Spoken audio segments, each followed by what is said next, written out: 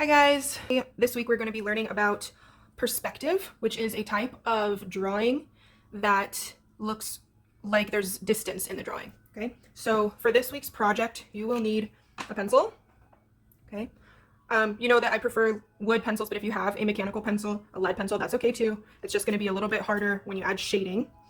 The second thing you're going to need is an eraser and pencil sharpener, of course, if you're using a wood pencil. The next thing you will need is a ruler or a straight edge. So if you don't have a ruler, then you can use anything that has a straight edge on it. You can use the side of a book or the side of your binder right here, okay? We just need to be able to line up straight lines to a certain spot on the page and then draw along that straight line. Next, you will need a pen, okay? A black ink pen. And if you prefer to use a marker instead of the pen, this is optional. You can use a felt tip marker or a fine point Sharpie. I think it looks better with the marker and it's going to be easier with the marker, but I know that all of you have a black pen. So this is required unless you want to use something that's a little bit more, that looks a little bit better. You can use this marker, okay? So, and then a piece of paper of course. So I'm going to start by just showing you this drawing that I've already done first, and I'm going to explain to you the concept of perspective, and then we're going to get started with our drawing together. So first thing that I want to show you is this is called a 1-point perspective. There is another type of perspective that is called 2-point perspective, and then there's even 3-point perspective, which is not used very often. But the first, most basic kind of perspective that you need to know is 1-point perspective. And basically, this is referring to the fact that there is one point in the middle that everything goes to, right? So this point is called the vanishing point. So that is the one point in the drawing that everything is going towards. So you can see that the lines in the street are going towards this vanishing point.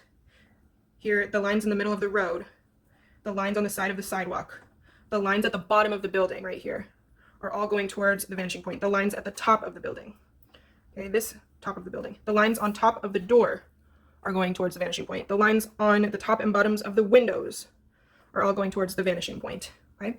And this doesn't really have a line, but the trees are also being aimed towards the vanishing point, only in the sense that as things get further away, things are going to get smaller. So you might start with a large tree here, and as you're going towards the vanishing point, the trees are going to get smaller.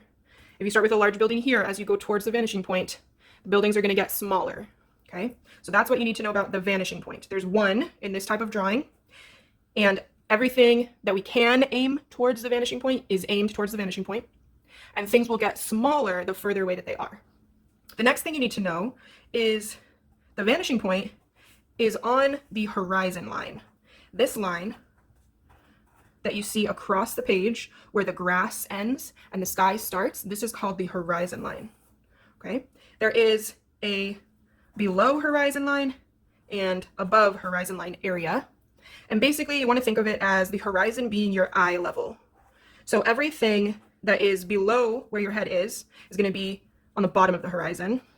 And everything that is above where your head is going to be on top of the horizon, okay? So that's why things look bigger when they're closer up, because our horizon line goes right through the middle of this building. And the bottom of our building is going to be aimed upward toward the vanishing point because it's below eye level. It's going upward. And the top of the building is going to be aimed downward towards the vanishing point because it's above eye level. So it looks like it's coming down towards us. Okay? So 3 things you need to remember. It's called 1-point perspective. Okay? The vanishing point, everything goes towards, and the horizon line is your eye level. Okay? So let me go ahead and get a clean piece of paper, and your assignment is going to be a little bit simpler to create. Basically what we're going to do is we're going to draw a bunch of shapes, and we're going to make them all go towards one vanishing point, and we're going to make them into 3D forms that are popping out towards us, okay? So let's start by just drawing a bunch of shapes, random shapes, and be aware of the composition that you're creating. So remember, we learned that if you want a balanced composition, you can have things be exactly the same. So kind of like a pattern where you have, let's say, a line of squares right here, a line of circles, and then a line of squares on the other side and a line of circles on the other side. That's a very balanced composition.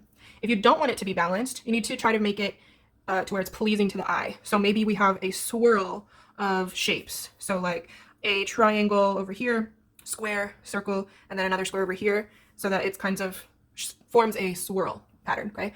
Or maybe you want to do a little zigzag. So we have a square, circle, square, circle, square. So there's just some ideas for you, okay? Maybe you want it to be a little bit more random. In that case, maybe you change the size of your shapes. So we have some small shapes in this side of the page and larger shapes down here in this corner of the page, okay? So think about how you want to arrange your shapes. And you might want to start drawing a few and then look at your composition and say, how can I make this more interesting? So I'm gonna start with a square, and I'm gonna use my ruler to try to make it as even as possible. So I'm gonna start with a big square right here. I'm gonna draw the top and the bottom first, okay? Remember, a square means all four sides are the same length and they're parallel to each other, okay? They're all even. There's 90-degree angles on each side. I guarantee you that I'm gonna make a mistake right here and I'm gonna have to go back and fix it. So here is my parallel shape. See, I made a mistake right here. Those lines don't quite match up. So I'm gonna go ahead and erase it a little bit and then match them up with my pencil and fix it. There we go. Okay, so there's my square. It's probably not perfect. Okay, so if you remember when we did a worksheet on how to turn shapes into forms, okay, we are going to have to draw, say if my vanishing point is over here somewhere, we are going to have to draw all of these lines going towards the vanishing point, but they should be at very similar angles, okay? So I'm gonna go ahead and make my vanishing point right here. This means that all the shapes in the whole drawing are gonna go towards this vanishing point, okay? So I'm gonna line up each corner of this square with the vanishing point. I'm gonna connect it over, not all the way, I'm just gonna bring it out a little bit, and I'm gonna draw very lightly, like a dotted line towards this vanishing point, just until I know that I wanna leave it that way, and then I can erase the dotted line, okay? So here, the second corner, I'm gonna bring it out a little bit and then finish with a dotted line. There we go. Because I'm not sure how long I want my square to be. Do I want it to be more rectangular? Do I want it to be short and fat like a normal square? I'm not sure. All right, so there's my dotted lines. The back end of the square is going to be parallel to the front side, okay? Parallel. I think right about there is good. And again, the back end is going to be parallel to the top. There we go. You want to make sure that these lines meet right here in the corner. And then you can erase the extra dotted lines right there. Okay, make sure that you drew them on very light so that they're easy to erase. And we're going to keep going and draw a bunch of shapes. So I'm going to go kind of fast and get a few shapes on here, and then I'm going to show you what you're going to do with the shapes, okay?